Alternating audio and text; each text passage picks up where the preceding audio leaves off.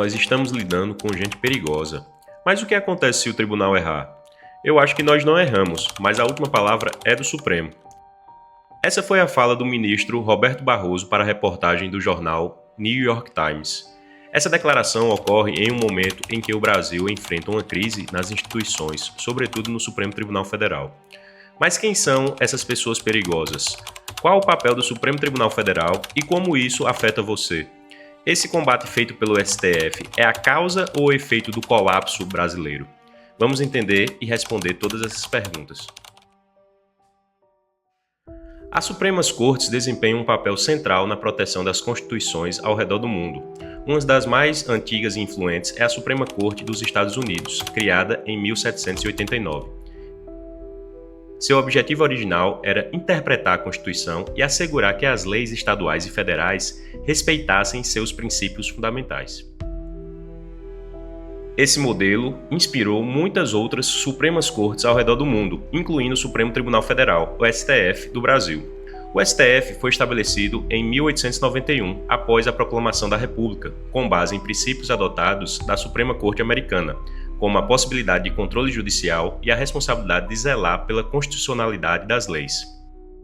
A estrutura do STF brasileiro, com seus 11 ministros, também é um reflexo da Suprema Corte dos Estados Unidos, embora cada país tenha adaptado suas funções ao contexto político e jurídico local. As Supremas Cortes desempenham papéis cruciais na interpretação e aplicação das constituições e de seus respectivos países.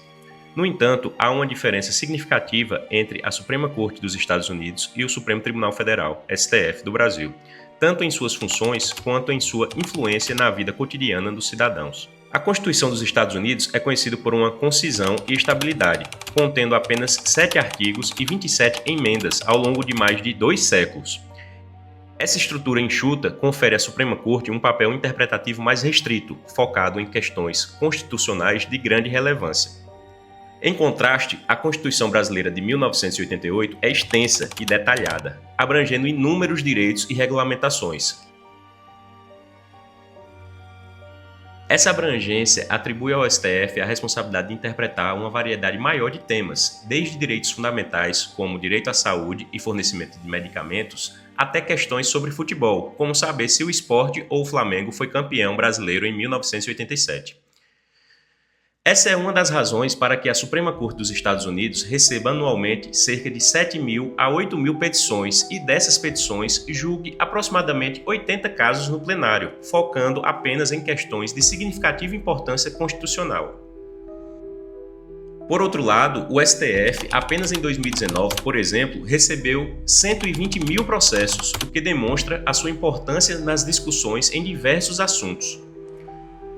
Devido ao maior volume de casos e à abrangência temática, o STF tem uma presença mais constante na vida cotidiana dos brasileiros. Suas decisões afetam diretamente políticas públicas, direitos individuais e coletivos e questões sociais diversas.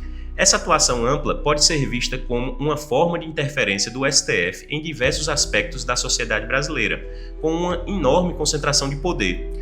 Ao assumir um papel ativo em múltiplas esferas, o STF amplia sua influência, o que levanta debates sobre os limites de sua atuação e o equilíbrio entre os poderes no Brasil. Mas como o STF passou de guardião da Constituição para um ator central nas decisões que impactam diretamente o país? Para entender essa transformação, precisamos voltar a alguns momentos-chave, onde escolhas e decisões controversas começaram a redefinir os limites do seu poder. As manifestações do ano de 2013 revelaram um Brasil em ebulição, com milhões de pessoas indo às ruas contra a corrupção, a má gestão pública e os serviços básicos precários.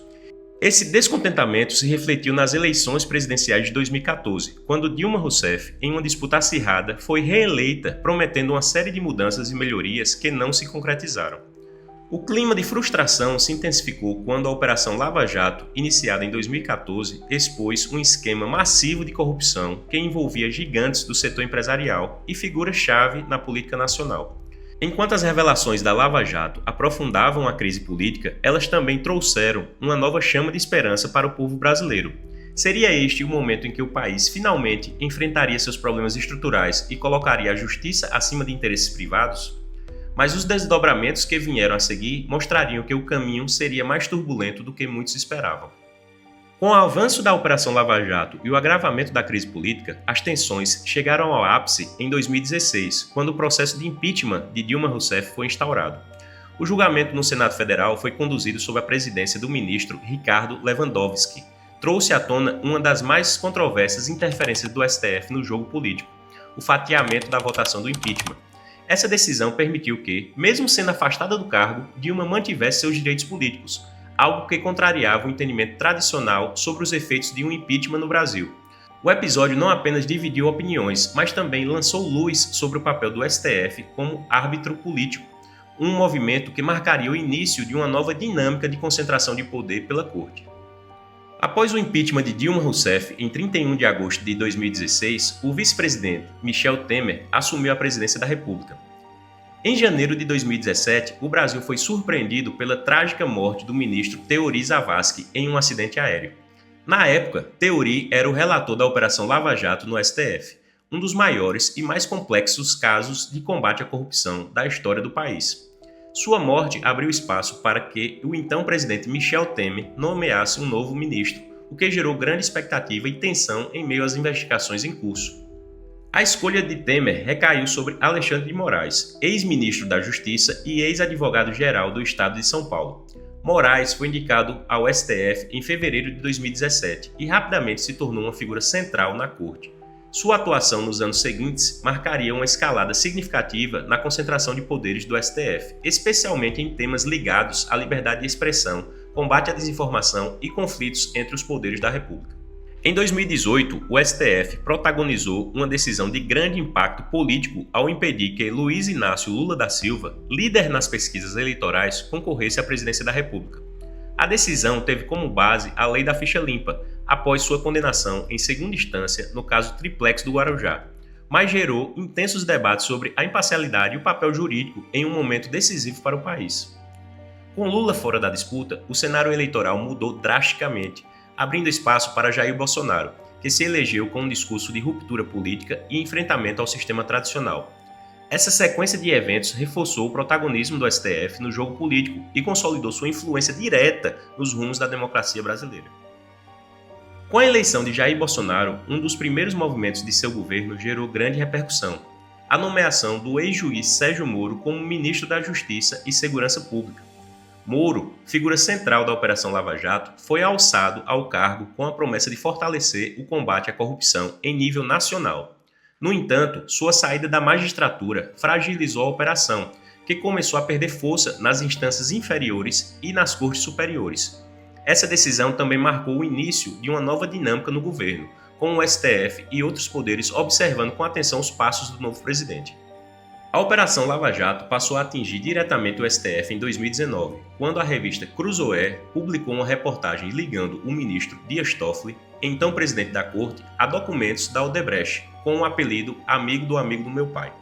A reação foi rápida e polêmica. O ministro Alexandre de Moraes determinou a censura da reportagem, um movimento amplamente criticado como uma afronta à liberdade de imprensa. A decisão evidenciou as tensões crescentes entre o STF e setores da sociedade, levantando debates sobre os limites do Poder Judicial. Concomitantemente, os ministros do STF começaram a adotar uma postura mais crítica em relação à Lava Jato, especialmente após a divulgação de mensagens entre o então juiz Sérgio Moro e procuradores da operação pelo site The Intercept Brasil. Essa mudança de tom culminou na instauração do inquérito das fake news, conduzido pelo ministro Alexandre de Moraes, com o objetivo de investigar ataques e ameaças à corte. O inquérito gerou polêmica por sua abrangência e pela forma como foi conduzido, sendo alvo de críticas por supostas violações ao devido processo legal. Em 2021, o STF tomou mais duas decisões de grande impacto político. A primeira foi a prisão do deputado Daniel Silveira, após a publicação de um vídeo com ataques diretos aos ministros do Supremo.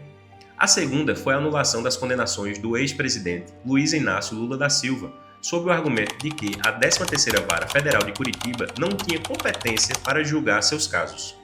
Essa decisão restabeleceu os direitos políticos de Lula, permitindo sua candidatura à presidência em 2022 e marcou um momento chave para a narrativa política do país.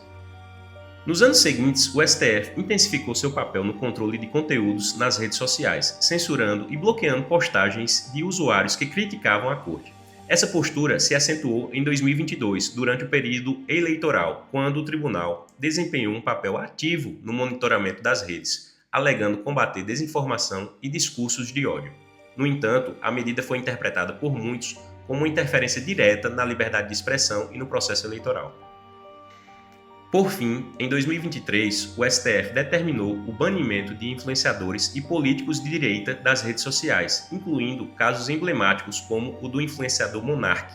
A decisão foi duramente criticada por especialistas que apontaram o risco de judicialização excessiva e desequilíbrios institucionais. Esses episódios consolidaram o protagonismo do STF em um cenário político altamente polarizado, onde a atuação do tribunal ultrapassou os limites do que muitos consideram seu papel tradicional. Após o forte combate do STF às publicações em redes sociais e o bloqueio de contas de influenciadores e políticos de direita, o tribunal ampliou sua atuação no controle do ambiente digital, especialmente durante o período eleitoral e nos meses que se seguiram. Essa postura culminou em embates diretos com plataformas como o X, antigo Twitter, cuja política de moderação passou a entrar em choque com as ordens judiciais brasileiras. A tensão entre o STF e a plataforma intensificou-se quando, sob a gestão de Elon Musk, o X reativou contas previamente suspensas por ordem judicial, alegando a defesa da liberdade de expressão, criando um novo capítulo no debate sobre os limites entre o controle estatal e a autonomia digital. Diante de tantas decisões controversas, bloqueios e embates diretos com figuras públicas e plataformas digitais, uma pergunta inevitável surge. Essas interferências do STF são uma resposta necessária às crises políticas e sociais ou seriam elas próprias a causa do agravamento desses conflitos? Até que ponto o protagonismo do Supremo contribui para a instabilidade do Brasil ou se ele é apenas um reflexo de um sistema já em colapso? O dia 8 de janeiro de 2023 ficará marcado como um dos episódios mais críticos da história recente do Brasil. Naquele domingo, um grupo de manifestantes invadiu e depredou as sedes dos três poderes em Brasília, o Congresso Nacional, o Palácio do Planalto e o Supremo Tribunal Federal. Alegando contestar a legitimidade da eleição de Luiz Inácio Lula da Silva, os participantes promoveram cenas de vandalismo e destruição, transformando o coração da democracia brasileira em um campo de batalha. A resposta das autoridades foi rápida e contundente. Centenas de pessoas foram presas ainda no mesmo dia, enquanto outras, identificadas por imagens e vídeos, foram detidas posteriormente. O STF, sob a liderança do ministro Alexandre de Moraes, assumiu um papel central determinando investigações contra os financiadores e organizadores dos atos, além de congelar bens para garantir o ressarcimento dos danos causados às instituições públicas. Para alguns, sua atuação firme é essencial para proteger a democracia em tempos de ameaças crescentes. Para outros, suas decisões ultrapassam os limites, interferindo nos outros poderes que deveriam ser divididos entre as instituições. Essa dualidade levanta uma pergunta intrigante. O STF está reagindo a uma escalada de atos antidemocráticos ou é ele próprio o catalisador de uma crise de confiança nas instituições? Medidas como o inquérito das fake news e o bloqueio de redes sociais foram justificadas pela necessidade de conter discursos de ódio, desinformação e ameaças diretas à estabilidade do país. Decisões como a anulação das condenações de Lula, a prisão de figuras como Daniel Silveira e o bloqueio de contas de influenciadores são vistas por parte da população como demonstrações de um tribunal que ultrapassa seu papel constitucional.